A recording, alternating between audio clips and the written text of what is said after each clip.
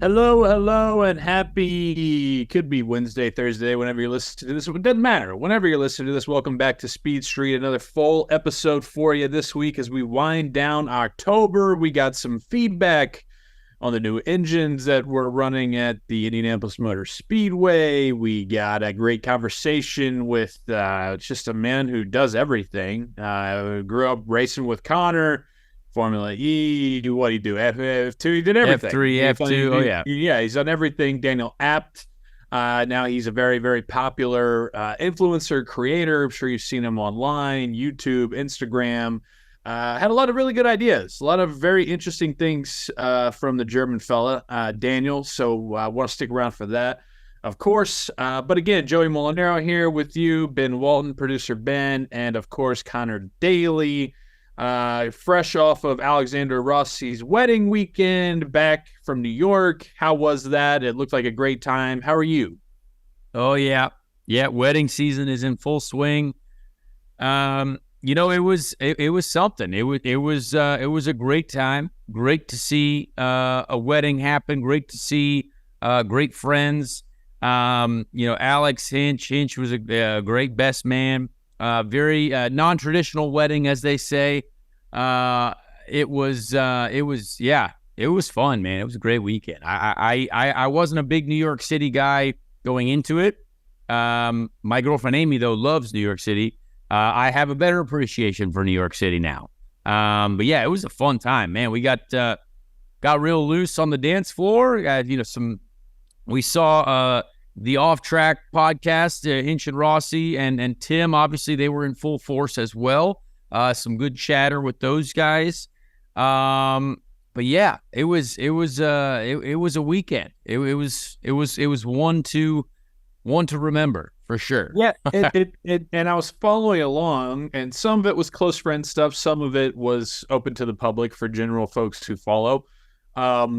But you said unconventional. Yeah, it did seem like they're set up for the ceremony. Everybody was in a circle of some sort. I mean, what is going on there? Yes, yeah, that was a new. I have never been in a wedding before, so this is the first time for me. That's very surprising to me.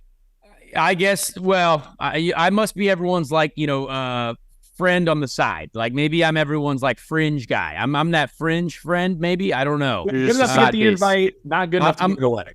Exactly. I'm a. Like I've even been invited to bachelor parties and not even to the wedding of the bachelor party that I've went to before. So I've been to two of those. So maybe I'm just that fun guy. Inject some fun into the situation. I don't know. Not bad. But yeah. Alex and I obviously very close friends. Alex, one of my best friends, absolutely. If I were to have a wedding day, Alex would be in my wedding, that's for sure. And yeah, so first time wedding, and obviously we're doing the rehearsal, and I'm like, hey, I gotta, make sure I'm doing things right here. This is very important. I don't want to mess things up for anyone. This is like, hey, get your stuff on, your clothes on the right way, and then when we're walking into this little circle thing, I was like, okay, this is interesting. It was very new to me, right? We're surrounding them, so hey, maybe a big love. The love is in this big circle, like a big love bungalow. I don't know. Or it was like for a sacrifice. Like it was like, hey, this is it. Like, right, we're going to sacrifice something here in the middle. I don't know. But it was cool. I actually enjoyed it. But it also meant, I know that all the dudes and the ladies are usually standing up there. Everyone's staring at you anyway. But when you're in a circle and you can't see everyone behind you staring at you, that was a wild move too. I was like, whoa, hey, this is interesting. For sure. But yeah, cool. And honestly, one of the best parts of the wedding too was Darcy, who was marrying Alex and Kelly. Very funny comedian, great friend of Becky and Kelly, Becky Hinchcliffe and Kelly Rossi. Now, that guy basically just roasted everyone in the wedding party. So it was James Hinchcliffe was in tears laughing, not in tears for sadness, but or happiness, but laughing his head off. Tim could barely even breathe, and I'm like, look, hey, are we supposed to be laughing here? I don't know what's going on. Very serious. But Darcy trashed Rossi. It was very funny. Made some very good jokes about Hinchcliffe hitting the wall. Threw me under the bus like something fierce. And He took some shots at me, very aggressive shots. And Ed Carpenter was also at the wedding, so I'm sure he enjoyed that. But it was some very, very aggressive shots. And you know what? Funny time though. It was a good time. By the time we were kissing, hey, kiss the bride, I was like, all right, it's time to party, because I was in stitches laughing. So that was a good time. It was a great wedding overall.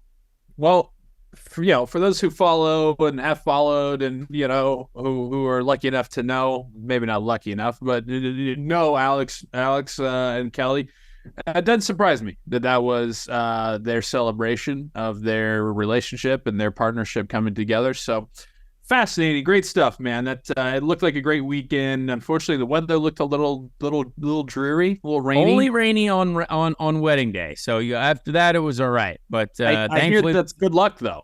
Yeah, the wedding was indoors too, so that's all that matters. We weren't outside in some weird field or like a sanctuary in a anywhere outside. So it was nice inside. The bar was also inside. You know what I mean? Had a great time there. Marco Andretti was there as well. Was wearing a great Alexander Rossi AI T-shirt with the little cat. That picture, that was great. Yep. Just a great time overall. Lots of IndyCar drivers. Let's say me, Alex Rossi, Charlie Kimball, Marco Andretti, James Hinchcliffe, Ed Carpenter, and then there was good half field of folks there. Yeah, no, that's awesome, man. That's great. Congrats to Alex and Kelly for sure. Alexander Rossi was also in the news over the weekend because he had a comment on what we heard, how it went with the new hybrid engine that was running last week at the Indianapolis Motor Speedway. Yeah. Tell us a little bit more. Yeah, it's been interesting. I think, you saw several of the teams getting to test, the hybrid system for the first time. We obviously saw Marcus Ericsson in the Andretti Autosport car for the first time. Colton Herta was out there as well. Alex Palou, Scott Dixon, Will Power. Several folks getting to drive. You also saw, and which I think was cool, but McLaren was running all their drivers through the car. I don't know if Pato was there because I think he was doing a seat fit for the Formula One car, but David Malukas got to get in the car as well, which again, testing is so important. This testing that these guys get to do, and particularly, this is very much like, there's always a phrase, the rich get richer. Well, if you're successful in racing, you're only going to be more successful and you're only going to get more opportunities to drive. But when you look at how much testing Will Power has done, how much testing Scott Dixon has done, Alex Palou, they are so many miles ahead of the rest of the field already when it comes to experience and the new package, all this stuff. It's racing will never be fair. That's just what it is. But it's just, what, you gotta be the best to get the best stuff. So you got to respect that. And those guys are putting in a ton of work for the series as a whole. I will say more drivers got in at the Indy test than I expected to see. So that's good. They're trying to spread that out a little bit, which I actually really love for the rest of the year, for the sake of the series and for everyone. But yeah, there's some interesting, obviously, for those who don't necessarily know the hybrid power system, it's very much, when we look at Formula One cars and doing their laps, right? You got to charge up your energy. It used to be KERS, like, hey, we're going to deploy KERS power, all that stuff. It's like a boost of power. You got to charge it to then use it.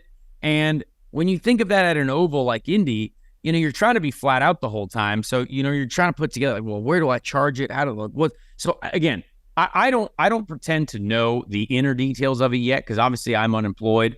And I don't know anything about what's going on yet, but I obviously have offline conversations with the drivers that are, driving, and, it's going to change some things for sure, for the way you get power out of your qualifying runs, at the Indy 500, it's going to change, the way you use the brakes, basically every road and street course. There's going to be a lot of different things that are going to be different and that drivers are going to have to adjust to, which I think is exciting.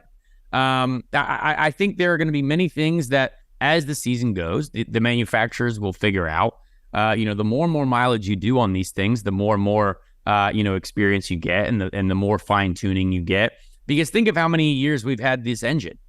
This engine has been around a long time. The Chevy and Honda package has been around a long time. But every year we are doing more and more with this engine to make it faster or to figure some things out, to make it more efficient, the drivability better. So, this is just stage one. But like Alex had a couple funny headlines, I would say. And it looks like the article has actually been changed since I sent it to him, because I showed him the article, and it was a WTHR Channel 13 local media here article. WTHR, watch out. WTHR, they put a quote that said, "I just don't think it's that fast," or something like that. And I was like, yeah. It's still the same on their Facebook. "It's certainly not fast," was the quote, which is very. I'm sure that's not like the greatest headline to have, but this isn't coming from me. This is coming from an Indy 500 champion. So it's. To read a more of the quote directly, that's one of the drivers had said, I believe it was Alex, "I think you'll see more of an impact in group running than when you're just driving around flat out by yourself." That's what Alex Rossi said, which of course is interesting, right? So think of, there were some generalities said, like, look, if you're not deploying the electrical power, right? If you're not deploying that hybrid power, you could do a certain lap time, right? But to charge that electric power, you have to give up something. And then, so what do you gain by then deploying that power? So there might actually be some really interesting, overtaking and not overtaking, but by, when cars are just charging and recharging, or recharging and deploying the power. So again, there'll be a lot of new terms that people are going to have to get used to. I think there's, I think it could be good. I really hope it's good. But if you think of an efficiency of, when you have to charge the system, how much speed does that take away from a full flat out lap? Well, shoot, if that's, we're looking for a half mile an hour to a mile an hour, maybe even a quarter of a mile an hour at the Indy 500. What if you lose a mile an hour per lap on a 4-lap run to then get 2.5 miles an hour or 3 miles an hour total at the 4th lap? When do you choose, or do you choose to deploy all that power right on the very first lap and then be losing power? Again, it's a very interesting way to think about it. But I'm glad they're doing the testing. I respect them for doing that. I really hope more and more teams get the opportunity to run it. Some of the smaller teams. And so, yeah, we'll certainly see what happens. But it was great to see cars at IMS. Weather was great. A lot of, Kyle Larson, story of the day, you know what I mean? Doing 2:17, I believe, was his fastest lap, almost 2:18. Got through rookie orientation. No one had any dramas in rookie orientation, which was good. Other than, I think Linus Lundqvist had like a tire failure or something like that. That was wild, or some sort of failure. But yeah, good to see cars at IMS. Huh, Joey? I thought that was all right. Yeah, absolutely, man. I was bummed because I couldn't be there because the weather did look beautiful, and, fall time to be able to go out there. We're so used to it being the early spring, late spring. Obviously, when we're out there and it's getting warmer, but to have that kind of chill in the air would have been cool to be out there. But yeah, I mean, I think like you mentioned with Kyle Larson doing 2:17. I mean, at that point, he's really just there to just make sure no disasters happen, right? Like, get in the car, spin laps, figure things out. It's not like this is anywhere close to what we're probably going to see, unless you listen to Alex Rossi and believe what he's saying. That's not going to be anywhere close to what we're going to see come April, May next year, right? Yeah, exactly. I mean, Kyle has no need to go out there and set the world on fire yet. He's obviously fighting for a championship still in the NASCAR Cup Series as well. But hey, the rookie orientation is purely just for, hey, we're going to get some laps under our belt. Obviously, we know what speed that is. If you followed the Indy 500, like, that's obviously, hey, we're not going fast yet, and that's fine. He doesn't need to go fast yet. Kyle knows what he's doing. He gets a feel for it. If you're doing laps at 217, high 217, I mean, you're probably not flat yet. Maybe flat with full absolute maximum downforce. But just getting a feel for it, right? You don't have qualifying power, so you're at the practice power, race power. You're at everything on, like, hey, we're just going to get out here, get a feel for it. So no need for any overreactions, overreaction Wednesday or whatever we're doing here. But great to see him out there. And honestly, I'm glad he got to do the laps and enjoy it, because, hey, he's going to be a force to reckon with for sure. I believe next year. I truly believe he's going to be very good. He's going to be at the front. He's going to understand it. But this is my early prediction, so we'll see. Yeah, it's just it was wild to, it had been talked about and it had been speculated about for so long, about Kyle Larson coming over to run the Indy 500, and then to see him actually, in the suit, in the car, doing it, it was just kind of surreal, because for how long have we been like, oh wow, yeah. Like I remember a couple of years ago at BC39 when he was running there, and Roger Penske was out there saying, oh yeah, maybe I'm looking for my next Indy 500 winner or something, and that was in like 2021, and people were like, oh, he's talking about Larson, yeah. And now here we are in 2023, watching him prepare to get ready to go on that journey for 2024. So overall, it just felt cool to be like, wow, it actually is happening. Yeah, absolutely. And I think it's going to be something that there's a lot that he's still going to have to learn too, right? Because again, the car that he was driving did not have the hybrid technology unit in it, right? So there's going to be even more, for us as drivers, there's going to be a lot more that we've got to get used to as well. A lot more different controls, a lot more, deploying things and charging things. And so Kyle's going to go from having really no adjustments in the Cup car. Hey, if you're doing stuff on the Cup car on the oval, there's not a lot you can do, right? We're shifting and we're steering, and you're checking on things. As someone who's raced a Cup car on an oval, like, unless there was something that those other teams had that I didn't have, which again, I wouldn't be surprised about, but there's not much you can do. And there's going to be a lot that he's going to have to pay attention to. But again, professionals do that. Like, Kyle is a top level talent no matter who you are. So he's gonna get used to it. McLaren's gonna give him everything he needs to be prepared, which is awesome. So a lot went on there. And again, wild minute by minute updates on the Twitter sphere. I don't know where I was, but basically every single time Kyle Larson did a lap, there was an update about it. So it's very easy to follow. So appreciate all those folks doing that as well. So it was it was interesting for sure. All right, man, what do you want to get into next? We got Weekend Podium that we're still out there. We still got our conversation with Daniel Abt that we want to get to. Anything else you want to touch on before those two things? Yeah, obviously the NASCAR Vegas weekend I thought was a great race. I enjoyed that a lot. Kyle Larson obviously won, so gets out of an IndyCar straight into winning in the Cup Series, but great battle there between him and Christopher Bell. I enjoyed watching that race. Again, I think Las Vegas is a great oval track. I know it's a tough situation to think about for IndyCar fans, but I still think it's a great oval racing track. But yeah, and now it's U.S. Grand Prix week as well. So U.S. Grand Prix week, Austin Formula One race, Red Bull takes over Nashville, Broadway, which is an IndyCar race. Massive crowd there, big explosive activities for Red Bull and Nashville.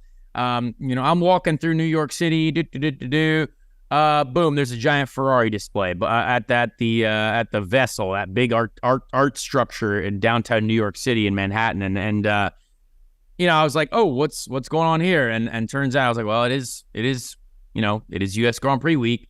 And I actually got a message from Logan Sargent when he saw my story about that. He said, yeah, I'm actually here doing media. And so Logan Sargent was in New York City doing media, friend of the show. Carlos Sainz is there, obviously, because I knew since Ferrari was there in such a presence, I knew something was going on. I didn't actually get to talk to Carlos. I tried to send him a message.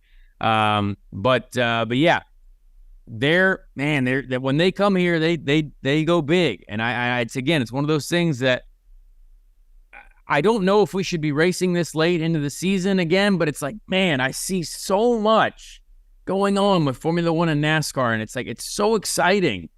And I love having all this sport to follow. Like, I love the NFL, right? I love it.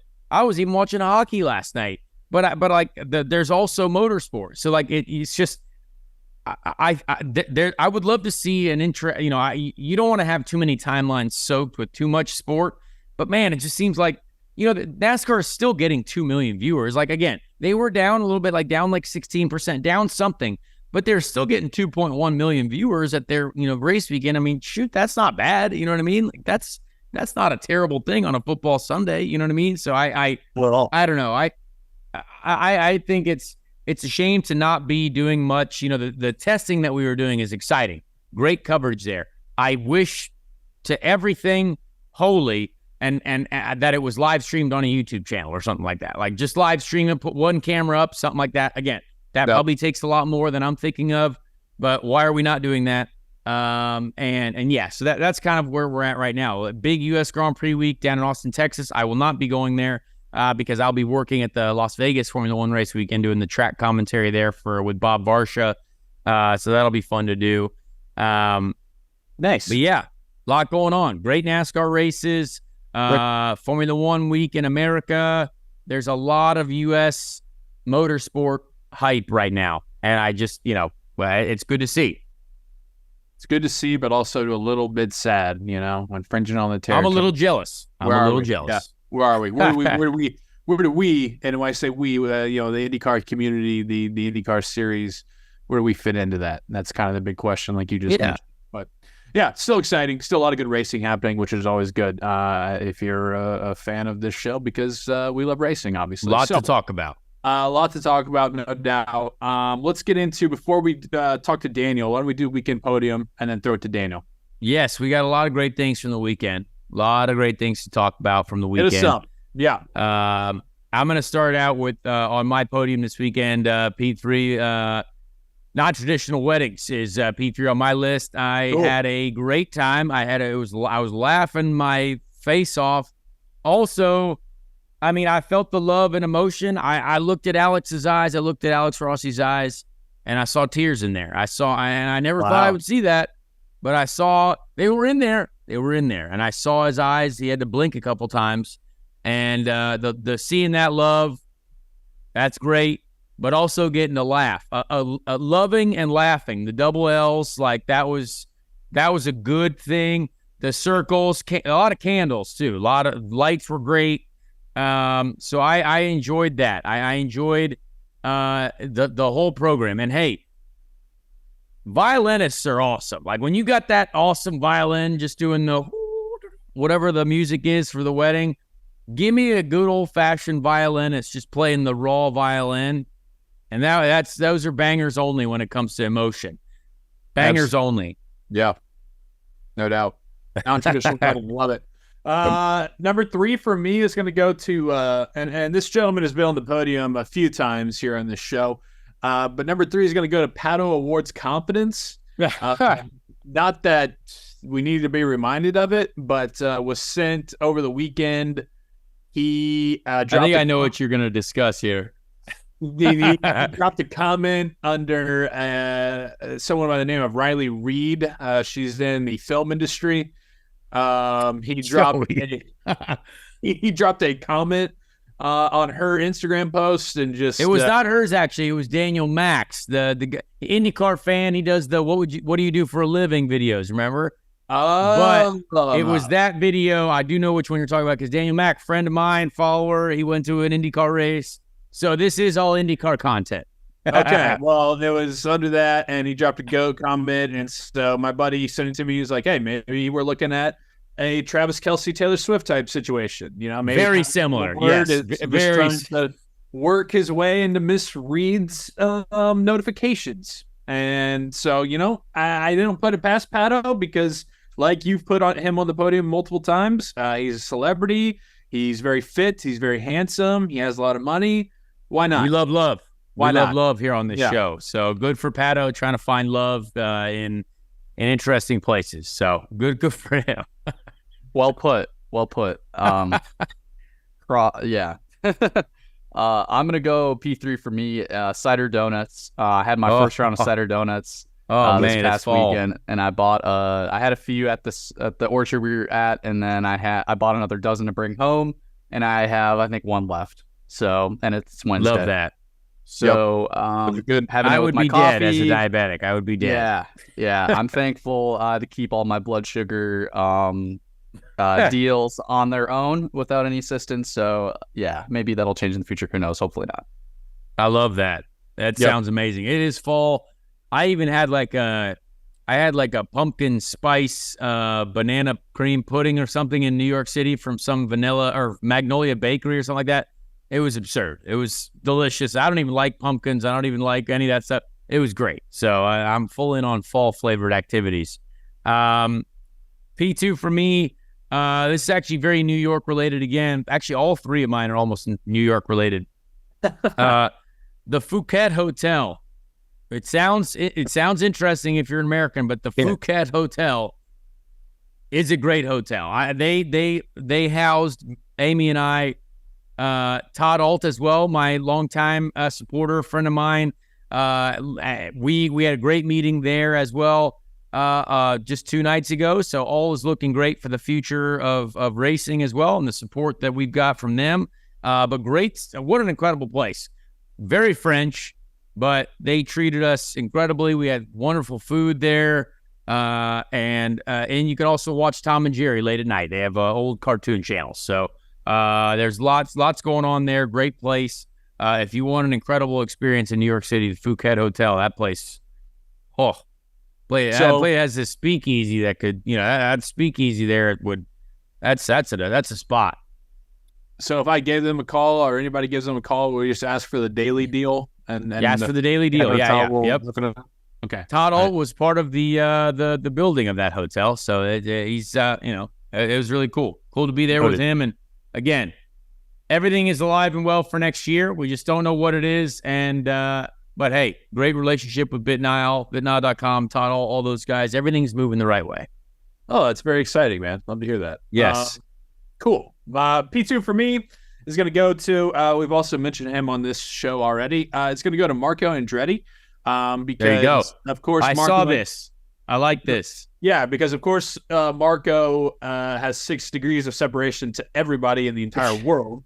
I get a text from him that says, got Dion to repost your video. So Dion, Primetime, Coach Prime, he did, in fact, repost. So shout out to Marco, whatever he had to do. I don't know if he sent him a text. I don't even know how he knows Deion Sanders, but I do know that he's Marco Andretti, so he knows everybody. So nice little P2 shout out to Marco for, getting my work in front of Coach Prime. I love that. Yeah. And it was also a good, because Dion did the repost of Marco's repost of you, and then Marco did the quadruple repost. And so it was like, now we're in quad space of reposting of the reposting, but it was that meant that it was 4 times the video of you. It was Marco Multiverse. I was in the Marco Multiverse. Yeah, so shout out to him. That was a good one. And honestly, great work by you too, because that was, thank you. I couldn't have been more spot on. Thank you. Yeah, the Coach Prime stuff is always fun to see if they can actually turn their season around. I don't know. Energy. They're looking cold. Yeah. They're looking cold, but it's okay. Yeah. We're still having fun with it though. Yeah. That's the important thing. P2 for me, I'm going with the Braun F1 GP documentary that's coming out. Oh, yes. On Disney Plus. Another F1 show. Yeah. On Disney Plus this time? Yeah. Yeah. They're everywhere. Keanu Reeves and Jensen Button are going to be like the main, storytellers of that, which I'm looking forward to. So that's going to be pretty cool because that was such a cool deal that went on in 2009. So I'm looking forward to that. I think like November 15th-ish or something that's coming out. So I will watch it. Yes, I will watch it. I remember it.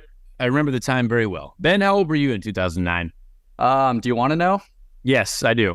8 years old. Nice. Yeah. I was watching F1 as an 8-year-old, though. Watching F1 as an 8-year-old. I love it. I was, yes. So love to see it.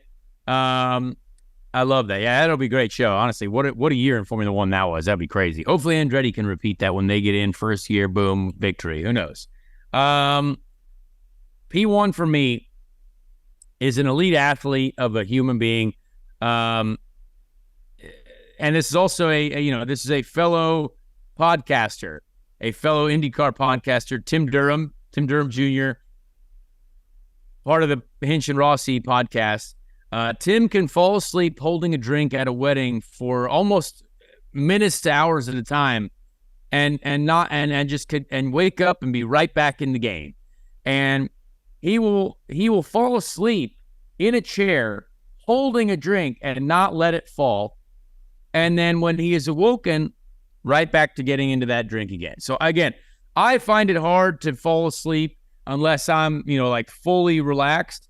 Tim can fall asleep holding a cocktail. There are great videos and photographs of him doing this, but just gotta respect his athleticism, his dedication to the night, by just being able to fall asleep on command multiple times this weekend while holding a cocktail, and then be awoken and just get right back into it and suggest that everyone goes to a karaoke bar. So very, very, just very respectable abilities, and off track with Hinch and Rossi is in great hands. Yes. Tim, love Tim. He is a well-documented consumer of beverages, and he does it well, obviously, like you just mentioned. So good for him. You know that someone's having a great time when they fall asleep because they're having such a good time. It sounds backwards, but they have a drink in their hand. It's just a pit stop. It's just a pit stop. Exactly. Yeah. Battery saving mode. All right. My P1 is going to go to the Washington-Oregon game over the weekend because, Connor, I know you're busy with wedding stuff, but yes. Game of the year, I think, definitely so far in college football. Lived up to all the hype. They had game day there. You had Herb Street and Fowler on the call. Number 7 versus number 8. It was all, very rarely do we have those kind of games that live up to all the hype and the expectations around it. And this one did, and then some. Comes down to a last-second field goal that Oregon misses at the gun for Washington to win. Michael Penix, my dog, he puts on an absolute hell of a performance, Heisman favorite. And man, just that was college football to a T. I couldn't take my eyes off of it. I didn't have a rooting interest. The only rooting interest I had was the points. I wanted the over, and that did hit. Hammer the over. I was on the edge of my seat. It was one of my favorite teams. Had no rooting interest. That's how good of a game it was. That's how dramatic it was. So big shout out to, I forget what they call it, the Apple Cup or something. Washington, Oregon. Fantastic stuff. Definitely made my Saturday. Got to go with that, P1. I love that. It's good. For me, that's good because that could be one of the quarterbacks the Vikings maybe try to land in the future. So that helps decide if even Bo Nix would be in the conversation. So I don't know. Do you see the report about Caleb Williams wanting equity in a team? Yeah. I think they said Vikings would dish it out. Probably not. The problem is they're gonna look into quarterbacks and then they're gonna draft like a edge rusher from, I don't know, Mizzou or something. That's usually what they do. That or like a cornerback that's going to get hurt after like his second or third year and then trade him. I don't know. Not a lot of hope. But actually, that has to do with my P1 because it's the Minnesota Viking trade rumor mill is just all over the place. Reddit is one place I go to look at that and some of the different Vikings Twitter pages. It's wild. And like I said, it's going to be one of those things where we might get Caleb. We might, talk about getting a quarterback, but then we're just going to draft some defensive guy that's probably not going to be on the roster in 2 years. So I don't know where to feel with the Vikings right now. It's a tough scene for them. It is. What's the mill? What's the mill looking like? What are they saying? Daniil Hunter, he's playing well. They're trying to see if they can get any first-round picks for him. I've seen that. We got, is it Dalton Reisner. They just picked him up. They're trying to see if he's good. We got Cam Akers that isn't really getting reps. Justin Jefferson's hurt. I don't know. The tank is on. The tank could be on. I don't know. It's going to be tough. I don't see them extending Kirk for anything big. So I think that's we've got a lot of very average teams in the NFL right now. Don't trade him, right? And a lot of bad teams. No, I don't think so. There are a lot of teams fighting for the first round pick. And there are a lot of there are several bad teams that sometimes play well. And then there are several teams that are going to be at 500 for the whole season. It's wild. Right. Yeah. And the good thing for the Vikings is I think there is potential. They have the number one ranked turnovers or whatever. They've had the most turnovers all season. One score games. But we've beat the Bears and the Panthers, so we're not that bad, but we kept it close to them where it's worrying. Man, that's great wins, Bears and Panthers. What was your P1? Rumor mill? Yeah, it's just interesting seeing the rumor mill. Okay, there you go. That's Big my rumor mill entertainment. guy. That's really the only thing I can lean on for them right now. Got it. All right. Well, there you have it. All right, that's Weekend Podium. Good deal. How about we hop into our conversation with Daniel Abt? Let's do it. Well, ladies and gentlemen, we have a tremendous guest this week, a man who I've known for many years, a man who became a very good friend of mine when we were young lads, a man who really told me how to party, taught me how to party, but also a man who was my teammate in a very, very competitive European motor racing series, the GP3 series. We have a Formula E multi-race winner, GP3 series race winner, and really just now successful dude all across the internet. Daniel Abt, thank you so much for being here, my friend. How are you doing this today in life? Hi, everyone. Yeah, first of all, thanks a lot for having me. A cool intro. Reminds me of some pretty good stories we had together. Yeah, life is good. A bit different to last time we saw us and to when we were still, when I was still racing, but enjoying it. And yeah, hopefully we're gonna have a good time today. Good to see you guys, and yeah, let's have some fun and Yeah, maybe exactly. party together sometimes. Well, we've definitely done plenty of that, but in a respectable and responsible manner, of course, as usual. But I want to talk a little bit about your racing career, because obviously we met when we both had dreams of going to Formula One, right? Everyone's like, hey, we're going to Formula One. And back in those days, I think we competed in a really, really good era, right? I talked a little bit about this with some other people on this show.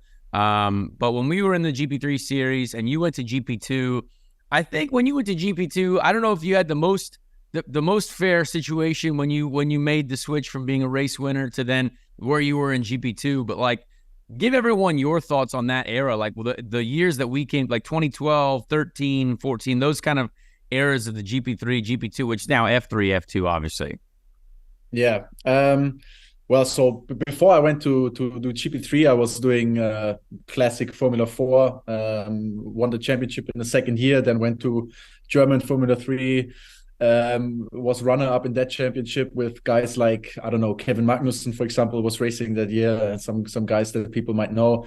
And then GP3 was the first time for me being in the F1 paddock, so a completely new scenario. Actually, back then, it all came together because Toto Wolff was a friend of my dad, and obviously he was managing Valtteri Bottas, who had that seat the year before.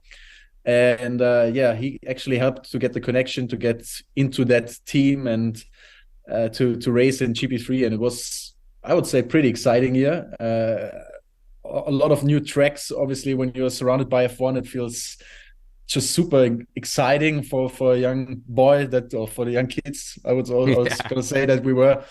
And yeah, I would say it was one of the coolest and best years that I had. I mean, obviously, we met up. For me, it was very hard to judge the level of everyone. I didn't know a lot of guys in that series.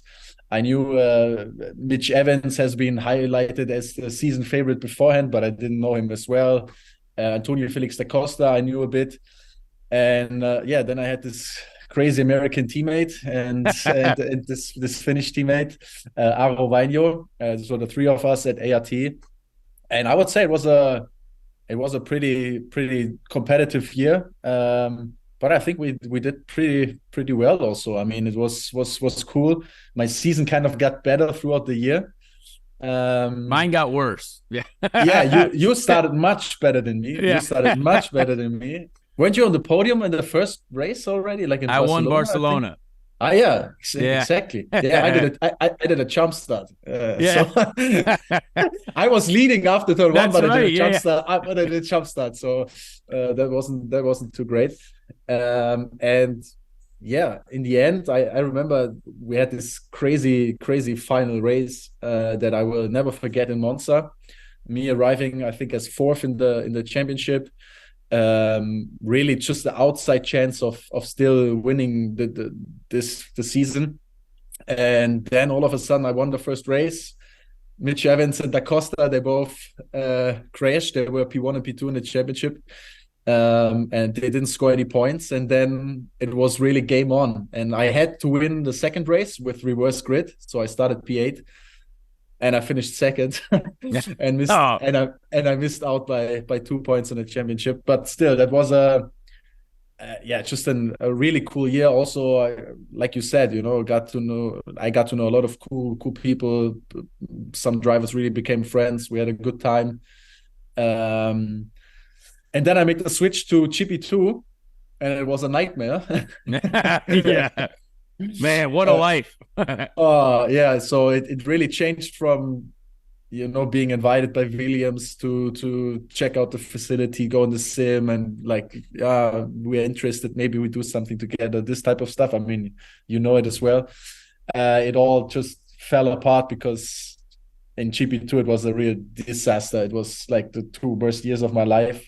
Didn't really put anything together from my side, but I think it was a lot of components that played a part. I think the team was not so sorted out.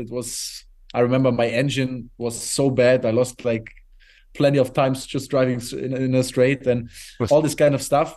But yeah, in the end, still, I think it was a cool time. I really enjoyed it. And obviously, as it was a time when we were growing up, it also kind of formed us as the people that we are today, the drivers that we are today. And I mean, we definitely learned a lot. Yeah, I mean, go ahead, Joey. Sorry. No. This is not going to be a follow-up on that. So, Connor, you followed up on that. So just to continue on that, it's amazing how life can change, right? Life goes in a completely different direction, but you end up in this great situation with Formula E, right? Like, you were one of the very early drivers into Formula E. Formula E has become a very, very competitive championship that, drivers are going straight to Formula One from Formula E as well. We've seen that before. A lot of the guys that you mentioned, DaCosta, Mitch Evans, very, very good drivers in Formula E. Your race winning in Formula E. Your family obviously is involved in Formula E as well. Your dad, great dude, by the way. Daniel's dad is just a all-time racing dude and just great guy. But what was that transition like? And did you really enjoy being a part of that? Because that, being competitive, being in a good situation, but being in something new must have been difficult, like a completely new type of racing car. I mean, to be fair, at that time, my career was kind of at a stop, because after 2 years of not really doing anything good in GP2, I was, of course, quite lost of where to go, or like, what should I do? I knew that Formula One was out of reach at that time. It was always going to be tough, because during my time growing up, there were 7 German F1 drivers. Imagine. Oh, wow. So there was no one even asking for another German guy to be on that grid.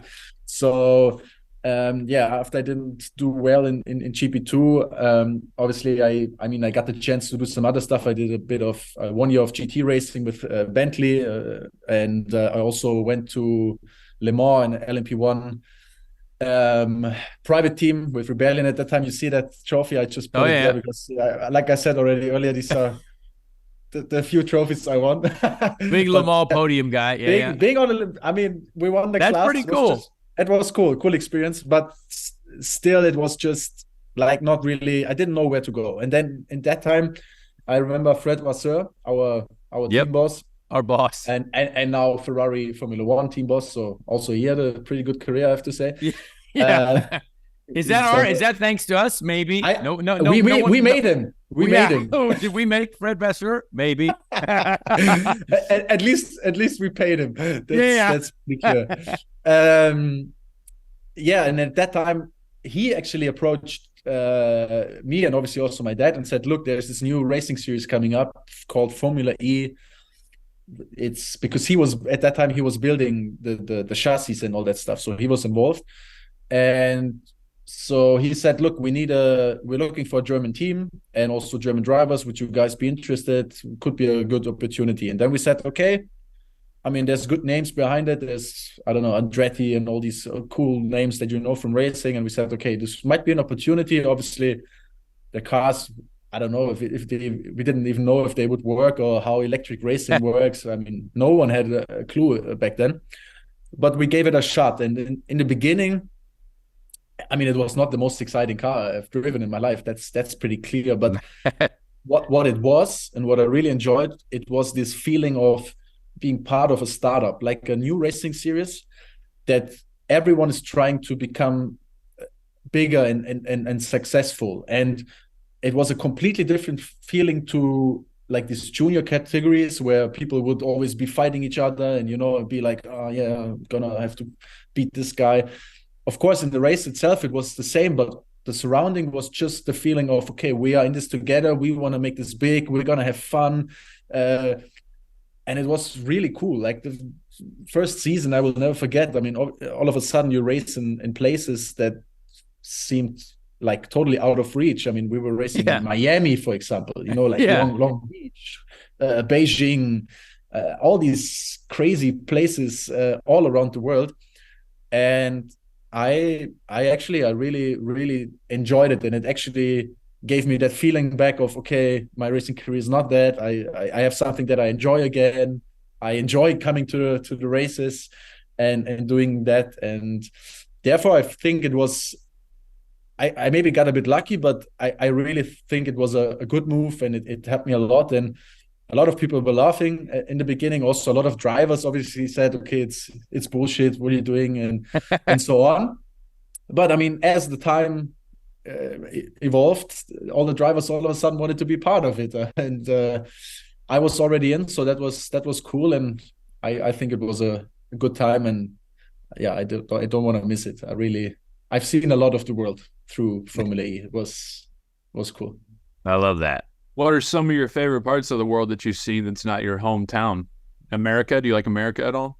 Oh, I hate America. No, I actually, or people actually used to say that, because I always said I love being in the US, and I don't know why, but I feel like also I've done the best job always on the US tracks. Like my first podium was in Miami, my first pole was Long Beach. I was on the podium in Long Beach again. So they were always saying, whenever he comes to the US, he's pretty good. But then I also got to see South America, which I also didn't know much. I mean, we went to Chile, to Argentina, Uruguay, so a lot of South American places. And man, I loved it. I loved the spirit and just seeing new cultures and new big racing race tracks. fans down there. And and big race fans. I mean, especially Mexicans are just insane. I won my first ever Formula E race I won was Mexico, and it was just crazy because the podium would not be in the pit lane like in F1. It would be on a separate place on a stage that looks like I don't know, like you're a superstar, rock star playing a concert now. And you go on that stage and there's 40,000 Mexican fans going nuts. And I mean, if this happened in another country, I think it would not be the same. It would not be like this. And this feeling was pretty cool. And I really, really loved being there. Formula E did an awesome job. No, go ahead. In Connor's intro, he said that you were a man who taught him, not only the ways of the roads, but also how to have a good time. What did that entail? Because Connor is obviously legendary here for having a good time. So can you give us any of the secrets that you bestowed upon him? I think when Connor and I met, I mean, we were both very young, but he was, I mean, he came from the States to race in Europe. He has a lot to win, but also a lot to lose. And I had the impression that he was not, I mean, I know how he's now, and he's much more relaxed in his personality. But back then, of course, there was a lot of pressure, and I think he was not as free in, being who he is. That is exactly right, by the way. and I think I maybe helped him in a few situations to be more like he truly is. And I was maybe a bit more the type of guy that would say, "Come on, let's go out and get some drinks and listen from some hip hop songs and just go nuts." And I don't know. I don't think there was much I needed to teach him. It was more like letting him be himself, or making him feel good to be himself. That's what I would say. It's a good point. I mean, he is right. Those were tough years. I had a lot of pressure. I still put the pressure on myself now, but I definitely have become just, hey, you know what? We're here to enjoy life. we can still be professional athletes, do the best jobs that we can, and be dedicated to our jobs, but also enjoy life a little bit, right? I mean, it's something that I think you don't see a lot of that in the Formula One, like paddock. But realistically, those guys are partying after every race anyway. They try to keep it on the down low. But let's come on, like everyone's got to enjoy life at some point. Yeah, I agree 100%. And that part, I have to say, was also why I loved Formula E so much, because other than other racing series in Formula E, there has been an official after party after every race. And you would really see everyone of every team at that party. So for example, Malaysia, second race, I think, or third race, we went Kuala Lumpur for the after party, and they rented a rooftop building with a big outside pool. And so every team had like a dedicated table with drinks already there, and you would see the team boss, the mechanic, the driver, everyone there.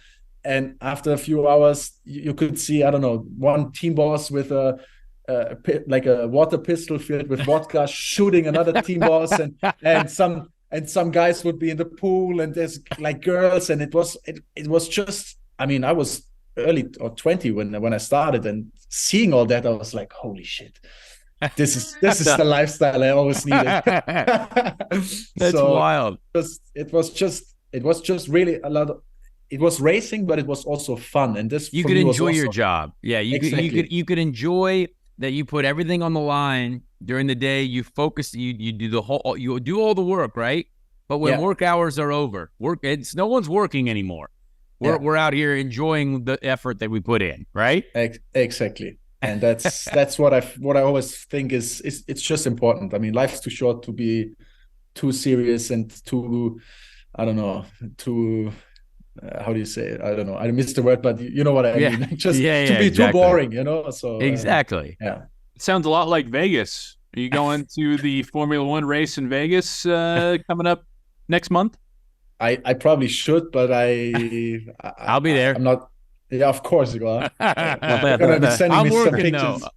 Yeah, working. Yeah. So there's a lot of IndyCar fans listening to this podcast, right? There's we love to cover all motorsport though, but you tested an IndyCar for Andretti Autosport, right? Yeah. Let people know, were you close to maybe dipping your feet into the IndyCar world? Like, did that? How close was that situation? And what did you think of the IndyCar when you got in it for the first time? I mean, I guess it all started because through Formula E, I got to meet Michael Andretti and the Andretti team and everyone, and we just spoke. And I was still very young, and although I enjoyed Formula E, it was at that time I think it was 10 races a year, and I felt like, okay, maybe there's something else I should also try or see, or maybe Formula E is not going in the right direction. Could also be, I mean, it could have been dead after 1 year, you never know. So I was just trying to see options, and then Michael said, look, come over, let's do a test. And I more and more felt like, okay, this could actually be cool. And I remember, Connor, I mean, we both met to see a race. I mean, I said, okay, I have to see an oval race. I've never seen an oval race in my whole life.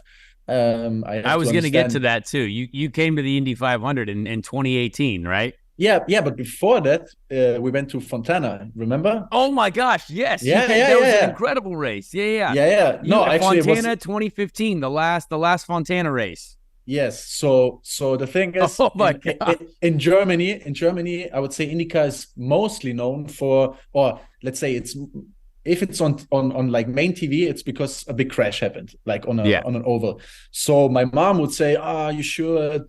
Oval racing, super dangerous. And I said, look, okay, it can be dangerous, of course, but I mean, it's just because you have the perception, because it's just on TV. If something happens, you don't see the rest, you don't see how many races, whatever.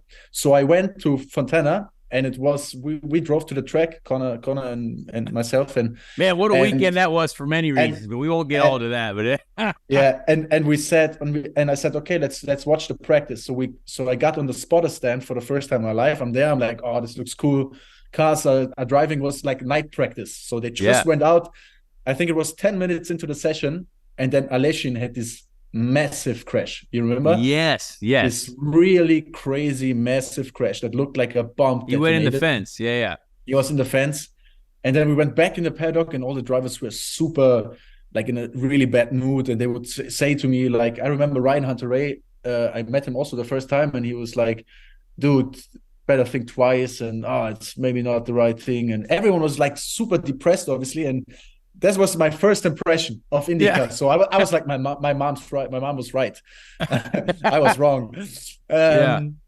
But yeah, obviously I still said, okay, I'm still gonna do all that. And then did the but test. That race was awesome. That race was good. That race was good. Yeah, it was super cool. I loved the experience also. And I mean, it's different to European racing, and it just feels different. And I liked it. It was super cool experience. And I think after that came the test, which was at Barber Motorsports Park. What year was that? Was that 16 or? I honestly, I'm not sure. I think 2015 or 16 must have. Okay, 16 probably. Yeah. End of 15 or 16, and arrived there. Went to the sim beforehand in Indy. There was like this Dallara sim. Got to do some laps there, and then went to the track, and it was tough. I have to say, it was.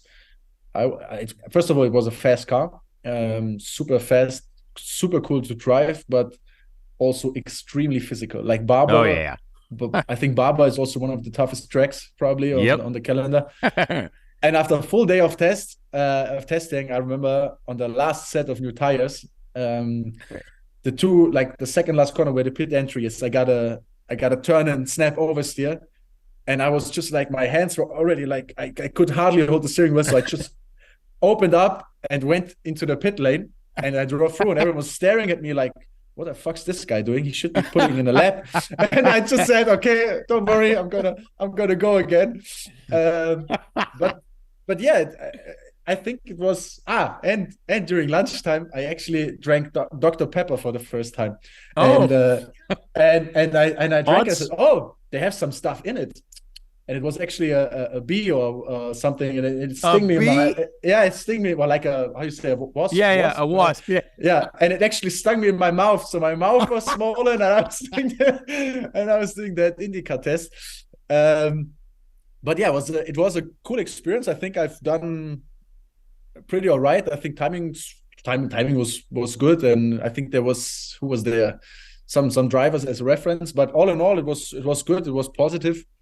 I liked it, but afterwards, basically, I mean, to get in at that time, there was no one saying, "Oh, we're gonna put you in and pay you money." It was like, you have to bring a sponsor, and obviously, the prices were super high, and it was very tough to get a German company to really pay for it and see the value and stuff. We tried, and in the beginning, I thought, okay, maybe I just do a few races and see how it's going and go on from there, but that never really worked out. But it was just it was a cool experience first of all, and then Indy 500 also. That was just a really good time. I want to get right into the Indy 500, right? So that the Indy 500, that was your first experience coming to the Indy 500.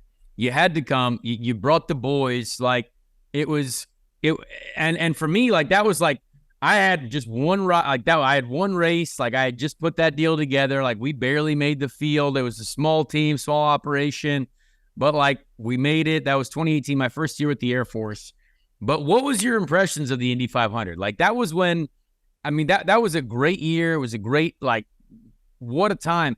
Like, tell people what you thought of it. Like, because we got a lot of great IndyCar fans listening to this, but also fans of motorsport in general. And like, I love hearing what people think for their first time coming to the race. I think the first thing we did was actually before the race, we went to see the museum and everything, Yes. And I think coming to the track for the first time, you're just super impressed by how big it is and the facility and just how it looks. And of course, it has this heritage that gives you this feeling when you enter. So I was super excited. obviously it helped a lot to know you and to get all the access to the right places. So I got to see everything, which was super cool. And yeah, I think all in all, it was better than I expected it. Actually, I expected it to be good, but it was such a cool experience. The people were so excited, so crowded. The feeling before the start, also being on that grid, and you have, I don't know, I think there was this huge military plane, I don't know the name, but was like flying over, and then you have the national anthem, and I mean all this stuff that you crazy Americans always do. Absolutely. Absolutely. Where are my guns? Yeah. No, and it's and what about the snake pit that morning? Do we remember? We have good memories from the snake pit. Exactly. We were on stage actually. Yeah. I literally brought Daniel's first time ever at the snake pit, and I'm like, let's just all go on the stage and spray champagne at people, and it was a great time. Like, can you imagine that? Your first Indy 500, and you just walk up on stage before Diplo, and we're spraying champagne at people. It was a great time. Yeah, that was actually a good time. Yeah. No, it was now that I think impressive. It was really impressive, and yeah. I was perusing your Instagram, and I saw that in August you were doing the zero gravity with your dad. Oh yeah, this looks awesome. Now, I wanted to know if because Connor says that he would 100% go to space right now. After experiencing the zero gravity, would you go to space? Did that change your opinion at all, or are you staying earthbound? Well, I think you have to separate it a bit. First of all, zero gravity, the experience, super cool. I highly recommend it because, I mean, I think that's the only thing that you've probably never felt before in your life. I mean, we've felt, I don't know what it feels like if something's hot or cold, or if you're driving fast, or if you're flying. I mean, all this type of stuff. But having zero gravity is different. And I thought it would be a bit more crazy, like a more crazy feeling on your body. Actually, on the body, it doesn't do anything. It feels like everything's normal. It just isn't. And obviously, sharing it with my dad was cool, because to do that together, you will never forget. And you simulate going to the moon, where you have a bit of gravity, and then Mars and all this stuff. And it's super cool. It feels incredible. And doing that, I can, if somebody has the chance to do it, go for it. Going to space, though, it depends on how. I mean, I would wait for Connor and some others to go first. See how that goes. It's the sacrificial. That's fair. See how that goes. And if after, I don't know, because I mean, there's been people that wanted to go to the Titanic, and sometimes sometimes there's just stuff. Didn't go great. Yeah. Sometimes there's just stuff that maybe you should wait a little, or maybe make sure that the technology is the right one. And so. I mean, if it's safe, if you feel like it's safe and the technology is good, I would go, of course, because I think seeing the Earth from the outside, that feeling must be insane. But yeah, I would really make sure that I'm safe. Round or flat? Round or flat? Round or flat? Round. There you go. We nailed it. So now life is a bit different, right? So now you are not racing anymore. You are essentially a media superstar, but also I would say a large German celebrity, because I have no idea what you're saying on any of your social media channels, but I follow you all the time. But you have done an amazing job in the automotive space, right? People love cool cars. You love cool cars. Your family's been involved in the car business, particularly with Audi, for a long time, right? Yeah. And what's that been? Has it been enjoyable to create this level of content, to do the YouTube stuff, Instagram stuff, you were involved in some wild meme that spread across the internet about some girl in a car, and it was that. I was like, wait a second, that's Daniel. This is what the fuck? Yeah. Yeah. What's that been in? Have you enjoyed this part of life? Yes, and actually it started while I was still racing. I just always felt like, especially in the lower series, I always felt like, okay, maybe people don't really see how racing drivers really are, or what is happening behind the scenes. And basically what Netflix did now, I always felt like someone needs to do that. And at that time, there was nothing in Formula One paddock. You weren't even allowed to take a selfie at that time and post it. Imagine, like, so stupid. It's insane. And so I decided, okay, I'm going to start my YouTube channel and just buy myself a camera and just document a bit of what I'm doing. And because I always got probably more props for being on camera than driving or racing cars. So I felt like maybe I should do something about it, and started this YouTube channel. And I think it just grew over time. That I started with racing. Then I said, okay, we have a big company which is tuning Audi cars. We have a lot of content here that is available. Let's also try that. How people like that. Also market our what we do here, and also give them more insight into us as a company. And it just really grew over the years, and became the first 10,000 subscribers after 6 months, when I was super excited. And then it just grows and gets more. And then all of a sudden I felt like, okay, maybe I need someone that helps me a bit with the content stuff, because I'm not a camera guy. I just try my best and check a lot of tutorials. So then I hired my first person, and it just became more and more. And now here in the office, we are a team of seven people working just on that. Wow.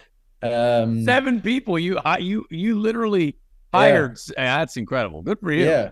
Yeah. Like just from that part. I mean, there's other stuff that I'm doing, but and that grew while I was racing. So I always had that, and there were people that really liked that I did a lot of content and social media on the side, but also people that didn't like it, like saying, oh, you're not focused enough, and this type of stuff. But for me, it was just, I was enjoying it. I thought it would help everyone, and it would just be cool to do that.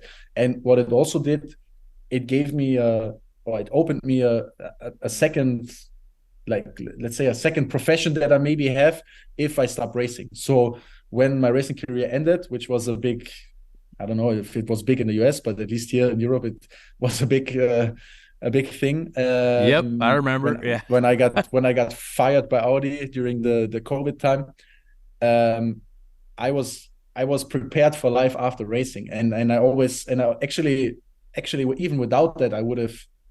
My plan was to end my racing career that year. A bit different than how it happened, but I just felt like there's other stuff that I really enjoy, that I want to do, and that's why I did that. And it, and then there's obviously also new opportunities that came up. I mean, I'm doing the German TV for Formula E, so I'm still at the races. I'm still there, just from the TV side, because I know everything about it. I've done it for 6 years, and I can just also add and add value to make it more popular, and maybe make it more exciting. And then of course also there's the let's say the big company that my dad has built over the past 30 years. And I also felt like, okay, now I've done my stuff, and I've always not been so much part of it here, and now I feel like, okay, I want to really do more also at Abt and try to build the brand, to make it bigger, and also to market our products. I mean, now I have a platform where I can reach a lot of people and market what we do. And it's quite crazy, because other companies, they pay a lot of money for reach or to have people, and actually we have a big team that creates content that has the reach and makes money. So it's a win-win. That's nice. And I'm actually enjoying it. But I still sometimes I do miss racing, not gonna lie. Like on the race day, I miss the race day, but I don't miss being in the, I don't know, 3 days before the in race the trenches, or whatever, or sitting somewhere and waiting for the next session and this type of stuff. So yeah. I find this whole world that we're in now, like the YouTube space, the Instagram, like it's amazing to where we've gone, right? Like because again, we had these personalities. Now you can put your personality on display. You can be who you are and enjoy like talking about racing cars. And again, like very German based, right? Like you have like everything you do is in German, because of course that's your home country, right? Do you do much? Like, have you?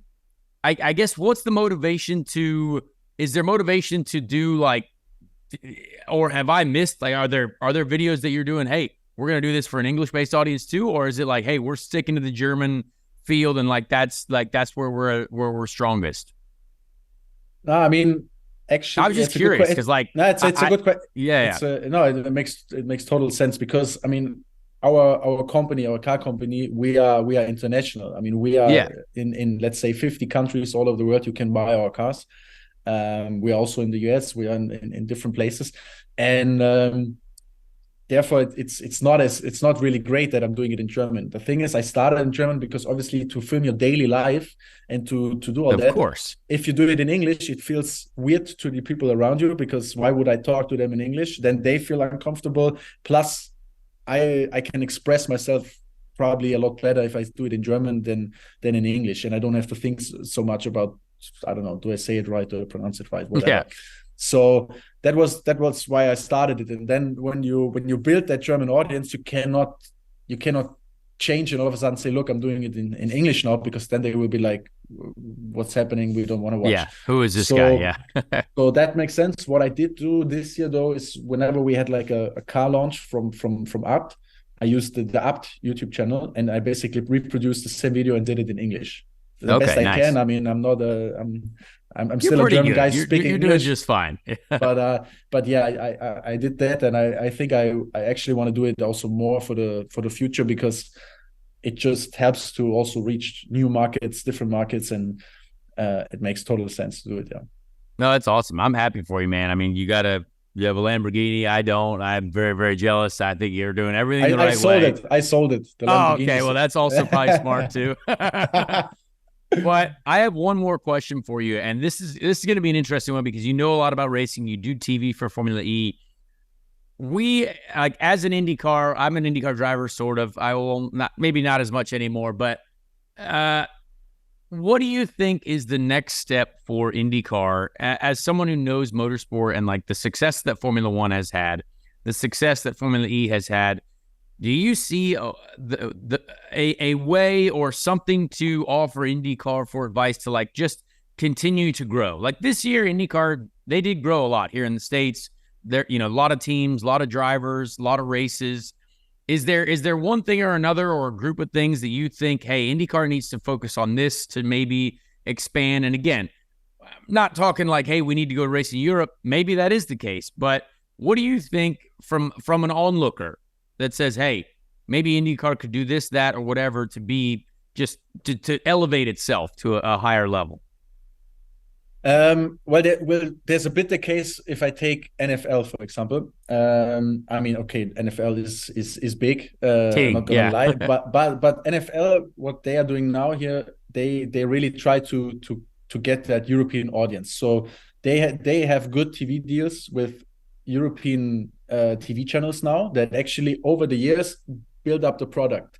In the beginning, NFL here or football in general was really a niche, but it became bigger and bigger over the last 3 years. First of all, because it was on a good TV channel and they just were very passionate and tried to really make that product likable by more people that are not maybe into football already.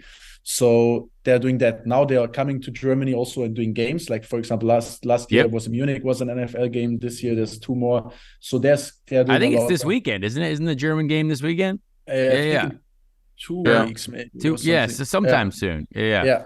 So that's I think if you want an international audience to grow, you need to have the right partners that are dedicated, and you have to maybe say, look, we give you our product for free. Maybe let's say, look, take IndyCar, it's for free.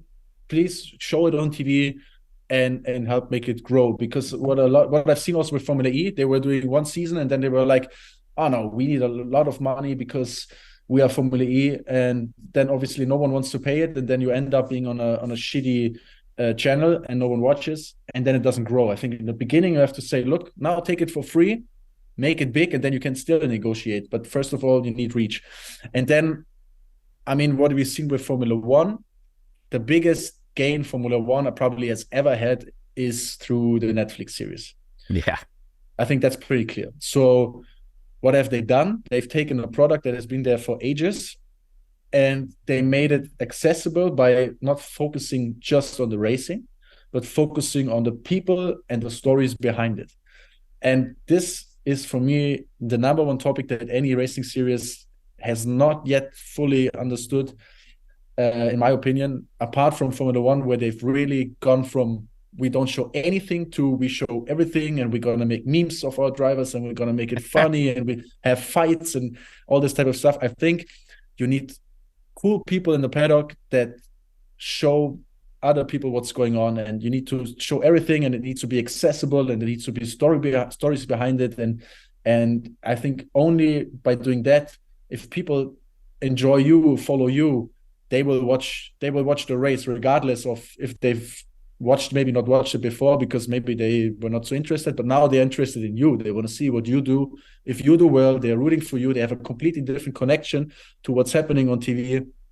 And I think that's the key. And therefore, I still see social media as a really powerful tool to help a series grow, or also, like, I don't know, let's push it another level. You go to, I don't know, Amazon Prime or Netflix or whoever, and you say, look, we give you, I don't know, 10% or 5% or whatever of the series. Yeah. Ownership.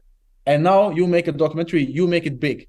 What you get, your value will it's actually interesting. Will double up. You can you can participate in the growth that you create. Like an investment.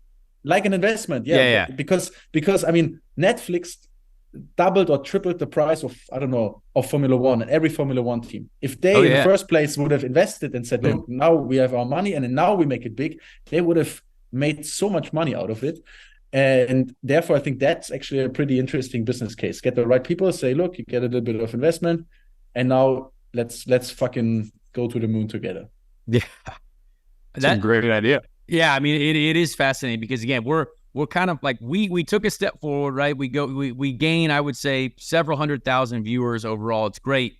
But, like, you want to be, I think Formula One drivers are honestly some of the most famous human beings on the planet right now. I think even over football players, soccer players, or like when it comes to worldwide, because Formula One is a world championship. And, like, again, soccer, massive in Europe, European football, massive in Europe, South America, Brazil, but it hasn't got America yet. And America, I mean, it's a small part of the entire world, but, like, there's a ton of people here, right? And now F1 drivers are, like, so famous here. And that's, I mean, it's incredible what it has done. And and now you have 3 races. I mean, imagine. Yeah. And I mean, all this stuff is happening. They're printing money. So I completely agree with you. Hopefully we can, I'm excited for IndyCar's future. I don't know where it's going, but I'm excited for it. I appreciate it, man. This has been an awesome conversation. Real quick, top party moment of all time, maybe. What was our favorite moment? Was it after Monza 2012? Was it Vegas? Was it California, that Fontana? Well, let's give a top moment of our celebrations of life together. Was it Indy 500 2018? Do you have one in your head right now? I mean, I was showing my girlfriend pictures of 2012 Monza the other day, and there's some very funny photographs. We have these pictures with the champagne bottles. Yeah. I think it was the first time I ever bought a bottle like this, and I was scared and excited at the same time. So I would say that was hoping the credit card would work. Yeah, yeah, that was cool. I would take that because we also have good pictures of that night. So yeah, man, we had a great time in life, Daniel. I appreciate you, man. It's great to talk to you again. Super pumped for your success. Anytime I see a cool car on the Instagram, I know it belongs to you, or you're driving it at some point.